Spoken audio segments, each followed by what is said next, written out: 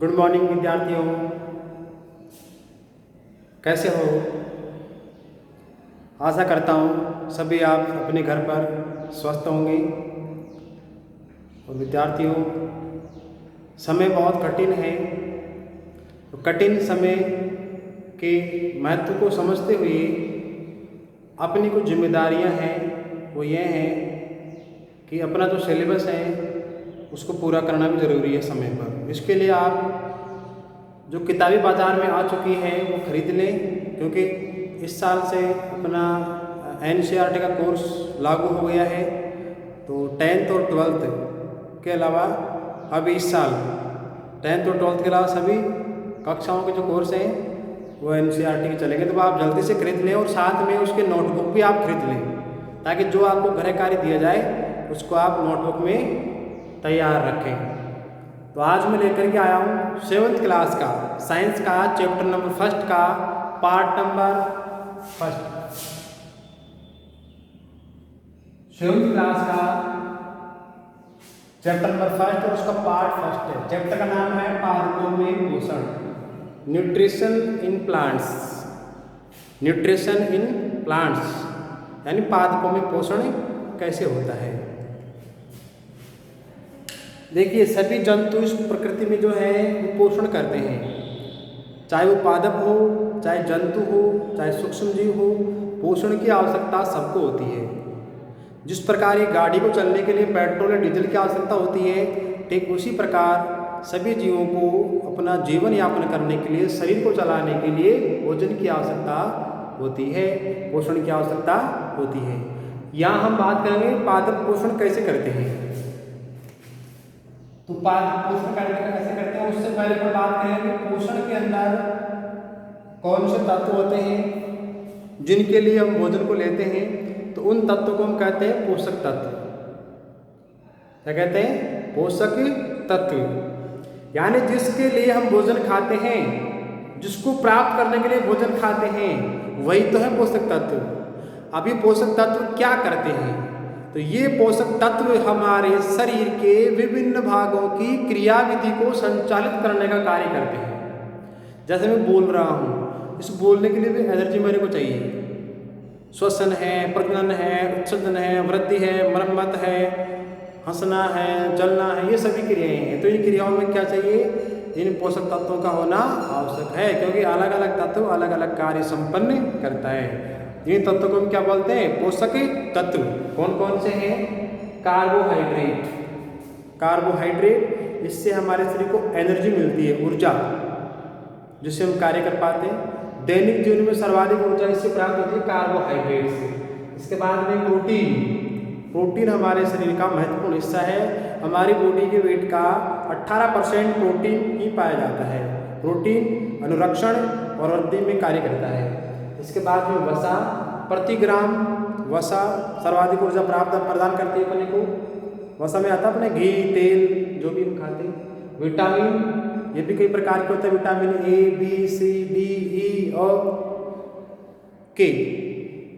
तो अलग अलग विटामिन अलग अलग रोगों से बचाने का कार्य करते हैं।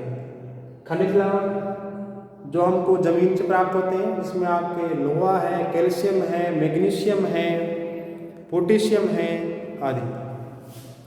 और जल सभी में सहायक है। और साथ में होते हैं खाद्य या आहारी रेशे।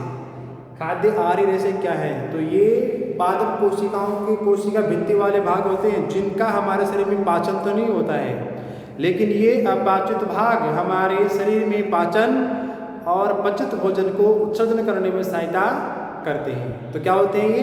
पादप कोशिकाओं के कोशिका भित्ति वाले भाग, जिसमें सेलुलोज पाया जाता है। तो ये अपने पोषक तत्व हो गए, कार्बोहाइड्रेट, विटामिन, खनिज लवण, प्रोटीन, वसा, आहारी रेशे और जल। इसके बाद देखिए, सभी जीवों को भोजन की आवश्यकता होती है। सभी जीवों को होती है, पादप को भी चाहिए, जंतु को भी चाहिए। ये जीव प्रत्यक्ष और अप्रत्यक्ष, डायरेक्ट और इनडायरेक्ट रूप से जीवों के ऊपर निर्भर रहते हैं या दूसरों के ऊपर निर्भर रहते हैं। जैसे हम भी अपने भोजन के लिए पादपों के ऊपर, जंतुओं के ऊपर निर्भर रहते हैं, इसलिए हम क्या कहलाते हैं? परजीवी कहलाते हैं।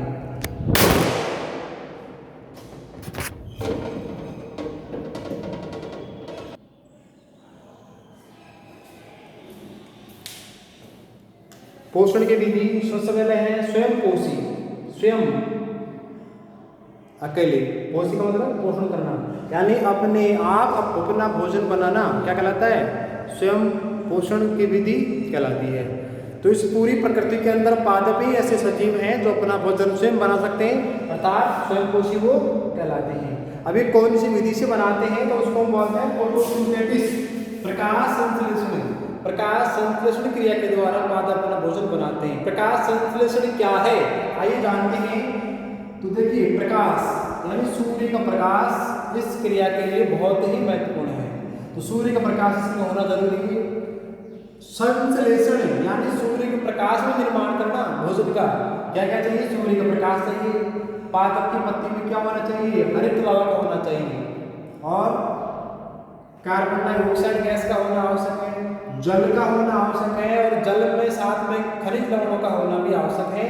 तो ये जल, खनिज लवण ये तो इसको मिट्टी से, जड़ों के माध्यम से प्राप्त होते हैं, और जो कार्बन डाइऑक्साइड है ये वायु से प्राप्त होती है, जो पादप रंध्रों के द्वारा उसको ग्रहण कर लेता है। तो CO2, खनिज लवण, जल, सूर्य का प्रकाश और हरित लवण का उपयोग करके ये क्या बनाता है? ग्लूकोज बनाता है।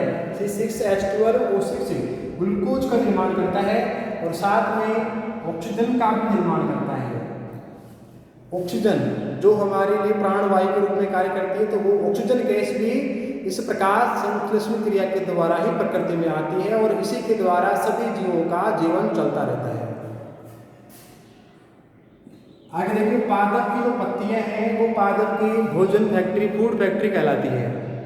फूड फैक्ट्री बोले तो वह स्थान जहाँ पर पादप के समस्त भोजन का निर्माण किया जाता है, पादप फैक्ट्री कहलाती है, भोजन फैक्ट्री कहलाती है। क्यों? क्योंकि पादप की पत्तियों में क्या होता है?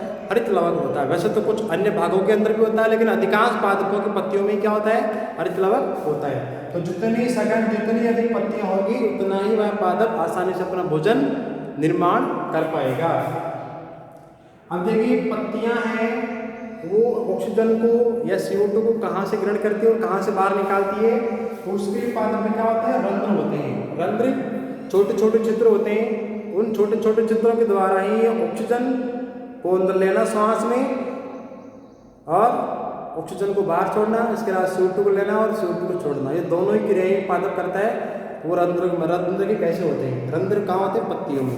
तो ये पत्ती की संरचना है इसमें। ये तो है पर्णग्रंथ, जिसको अपन डंठल बोलते हैं, जिसके द्वारा पत्ती तने से या टहने से जुड़ी हुई रहती है, पर्णग्रंथ कहलाता है। ये इसकी कुछ शिराएं हैं, ये मध्यम वाला शिरा है। शिराएं दो प्रकार की होती है, अभी यहाँ पर जाने का रूप शिरा विन्यास है। तो ये तो है इसका मध्य वाला शिरा, और इस साइड वाले कौन से? पार्श्व शिरा। तो यहाँ देखिए दो कोशिकाएं बनाई गई है, एक कोशिका ये और एक कोशिका ये है। इनको बोलते हैं द्वार कोशिकाएं। क्या बोलते हैं? द्वार कोशिकाएं, ड्यूअल सेल्स। तो इन द्वार कोशिकाओं, द्वार यानी गेट, यानी जैसे अपने कमरे के द्वार को खोलने के लिए दो गेट या दो पल्ले होते हैं, ठीक वैसे ही ये जो छिद्र है, रंध्र है, इसको खोलने के लिए दो कोशिकाएं हैं, जिनको हम ड्यूअल सेल्स या द्वार कोशिकाएं बोलते हैं। जब इन कोशिकाओं के अंदर आसपास की कोशिकाओं का पानी आके भर जाता है, तो ये रंध्र खुल जाता है, और जब इन कोशिकाओं का पानी वापस चला जाता है निकल करके, तो कोशिकाएं क्या जाती है? सिकुड़ जाती है, और एक बीच का रंध्र क्या जाता है? बंद हो जाता है। तो रंध्र के खुलने और बंद होने की क्रिया इन दोनों द्वार कोशिकाओं के द्वारा ही कंट्रोल की जाती है, और वह भी आसपास की कोशिकाओं से पानी को ग्रहण करके। पादप आवश्यकता अनुसार रंध्रों को बंद और खोल सकता है। सामान्यतः जब बहुत अधिक तेज धूप होती है, तो उसमें पादप अपने रंध्रों को बंद कर लेता है और शरीर में पानी की हानि को कम करने का प्रयास करता है। अब देखिए कोशिकाएं कैसे होती है। वैसे कोशिकाओं के बारे में आप पहले क्लास में पढ़ा होगा। कोशिकाएं किसी सजीव की संरचनात्मक और क्रियात्मक इकाई होती है, अर्थात किसी भी सजीव के शरीर का निर्माण करने वाली और उस सजीव में सभी कार्यों को संपन्न करने वाली जो सूक्ष्मतम इकाई है, उसको हम कोशिका के नाम से जानते हैं। तो पादपों में भी कोशिका होती है, तो उस कोशिका की संरचना को हम थोड़ा सा समझते हैं। कौन कौन से उसके भाग होते हैं? तो पादप कोशिका में दो झिल्लियाँ होती है, एक तो बाहर होती है, उसको हम कोशिका भित्ति बोलते हैं। ये देखिए सबसे बाहर की परत है, ये कोशिका भित्ति होती है। ये केवल पादपों में तो जंतु में नहीं पाई जाती है। जंतु में केवल कोशिका झिल्ली होती है, पादपों में कोशिका भित्ति भी होती है और झिल्ली भी होती है। अब प्रश्न करें हम अपने स्वयं से कि कोशिका भित्ति पादपों में क्यों होती है, तो पादपों के लिए अतिरिक्त सुरक्षा के रूप में कार्य करती है। अतिरिक्त सुरक्षा क्या, तो सर्दी, गर्मी, बरसात, ओलावृष्टि आदि में पादप गति नहीं कर सकता, तो उस समय उसकी रक्षा करने के लिए कोशिका भित्ति उसकी सुरक्षा करती है। इसके बाद में कोशिका झिल्ली। कोशिका झिल्ली जंतु कोशिका और पादप कोशिका दोनों में पाई जाती है। इसके द्वारा इस कोशिका का आकार बना हुआ रहता है और इसको हम चयनात्मक झिल्ली के नाम से भी जानते हैं। यह कुछ पदार्थों को अंदर आने देती है, कुछ पदार्थों को बाहर जाने देती है, इसलिए क्या बोलते हैं इसको, चयनात्मक। इसके बाद में है ये मध्य वाली संरचना, इसको हम क्या बोलते हैं, केंद्रक बोलते हैं। पादप कोशिकाओं में ये थोड़ी कहाँ होती है, परिधि के झिल्ली के पास में होती है इधर, और दंत कोशिकाओं में बीच में पाई जाती है। और फिर है केंद्रक और कोशिका झिल्ली के बीच में जो पदार्थ बना हुआ रहता है इसको हम बोलते हैं कोशिका द्रव्य।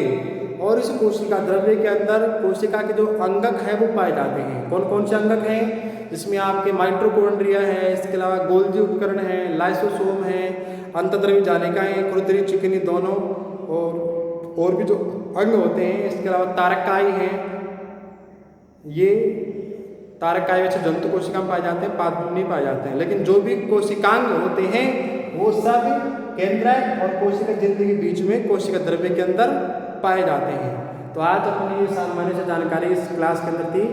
नेक्स्ट कक्षा में हम इससे आगे वाला पार्ट पढ़ेंगे और सभी से निवेदन है कि आप इस वीडियो को लाइक करें, शेयर करें और चैनल के नीचे एक सब्सक्राइब नाम का बटन है लाल रंग का, उस पर आप क्लिक करें ताकि नेक्स्ट जो भी टॉपिक के वीडियो अपलोड किए जाते हैं तो वो आपको तुरंत उसका नोटिफिकेशन क्या हो जाएगा, प्राप्त हो जाएगा।